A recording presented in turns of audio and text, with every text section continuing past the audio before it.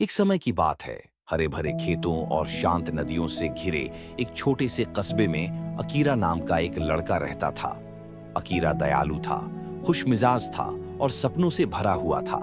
वह लेखक बनना चाहता था, वह संगीत बजाना चाहता था, वह दुनिया घूमना चाहता था। लेकिन अकीरा की एक बड़ी कमजोरी थी। वह हमेशा कहता, आज नहीं, शायद कल। जब उसकी शिक्षिका उससे गृह कार्य पूरा करने को कहती, अकीरा कहता, मैं इसे कल कर लूंगा। जब उसके दोस्त उसे फुटबॉल अभ्यास के लिए बुलाते, वह जवाब देता, आज नहीं, मैं बहुत थक गया हूं। यहां तक कि जब उसकी दादी उसे घर के काम में मदद करने को कहती, अकीरा मुस्कुराता और कहता, बाद में दादी, मेरे पास अभी समय है। दिन हफ्तों में बदल गए और हफ्ते महीनों में। अकीरा की कॉपी अब भी खाली रही। उसका गिटार कोने में धूल खाता रहा। उसके दोस्त फुटबॉल में बेहतर होते गए और वह बस देखता रहा। लेकिन अकीरा ने कभी महसूस ही नहीं किया कि वह कितना समय खो रहा है। तब तक, जब तक कि एक अजीब शाम नहीं आई। सूरज डूब रहा था। तभी अकीरा ने अपनी पढ़ाई की मेज से एक हल्की टिक टिक की आवाज सुनी। Tick tock, tick tock. उसने उस पुराने घड़ी को देखा जो हमेशा से उसके कमरे में थी। अचानक उसकी हैरानी के लिए घड़ी बोली। उसकी आवाज गहरी थी पर कोमल। अकीरा, घड़ी ने कहा, तुम मेरा अपमान क्यों करते हो? अकीरा उछल पड़ा। क्या क्या तुमने अभी बात की? हाँ, घड़ी बोली, मैं समय हूं। मैं तुम्हारे जन्म के दिन से तुम्हारे साथ हूं।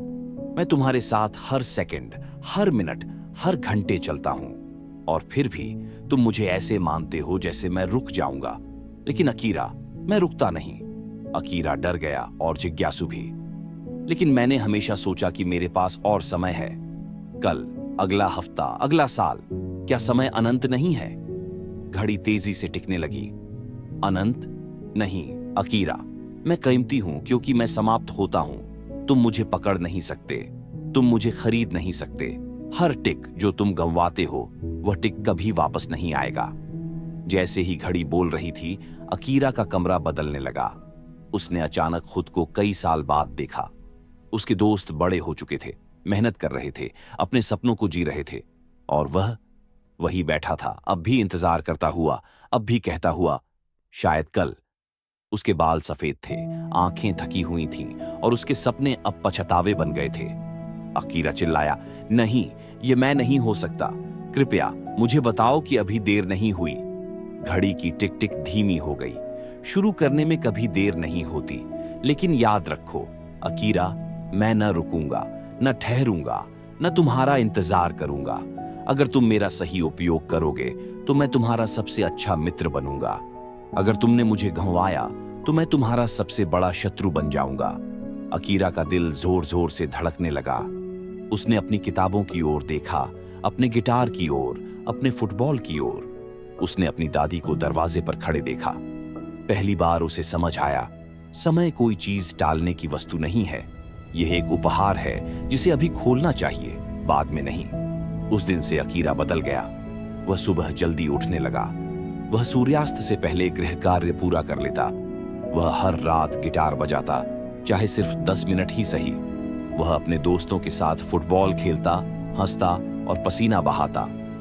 वह अपनी दादी की भी मदद करता और साथ बैठकर उनकी कहानियां सुनता जबकि वे साथ में खाना पकाते।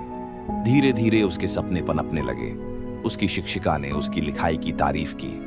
उसके दोस्तों ने खुशी से उसे चीयर किया जब उसने गोल किया। उसकी दादी गर्व से मुस्कुराई।